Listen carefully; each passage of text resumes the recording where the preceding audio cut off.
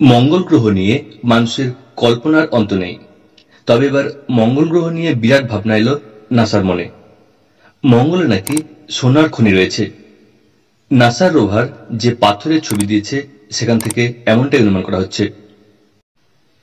নাসার রোভারটি মঙ্গলে ঘুরছিল, ঠিক সেই সময় তার চাকা একটি জায়গায় আটকে যায়। সেই পাথরটির ছবি তুলে পাঠানোর পরই নাসার বিজ্ঞানীদের চোখ কপালে উঠে গিয়েছে। তারা মনে করছেন এটি একটি সোনার পাথর, ফলে এখানে সোনার খনি থাকতেই পারে। রোভারটি মঙ্গল থেকে 7টি পাথরের ছবি দিয়েছে। তাদের মধ্যে এই পাথরের রং সবথেকে বেশি চিন্তায় ফেলেছে নাসাকে। বিগত 4 মাস ধরে রোভারটি মঙ্গলের এই বিশেষ স্থানে রয়েছে। তবে এই পাথরের রং একেবারে আলাদা। পৃথিবীর মতো মঙ্গল কোনো এক সময় আগ্নেয়পিণ্ড ছিল, সেখান থেকে ধীরে ধীরে শীতল হয়েছে সে। তবে প্রাণের সঞ্চার হয়নি বলে মঙ্গলের বুকে হয়তো থেকে গিয়েছে এই সোনার খনিগুলি। মঙ্গল থেকে জল হারিয়ে গিয়েছে বহু বছর আগেই। তবে শুকনো মঙ্গলের মাটি থেকে ঠিকরে বেরিয়ে এসেছে এই সোনার রং। সোনা হলো এমন একটি ধাতু যে মাটির নিচ থেকে সহজে বেরিয়ে আসতে পারে। সেদিক থেকে দেখলে মঙ্গলের এই সোনা এবার সকলের নজর কাড়বে।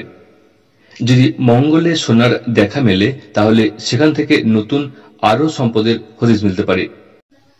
যেখানে সোনার খনি থাকে সেখানে অন্য রত্ন থাকতেই পারে।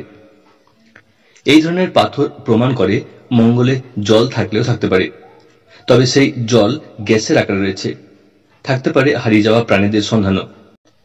তবে মঙ্গলের বর্তমান পরিস্থিতি যেখানে রয়েছে সেখান থেকে এখানে প্রাণ থাকা সম্ভব নয়।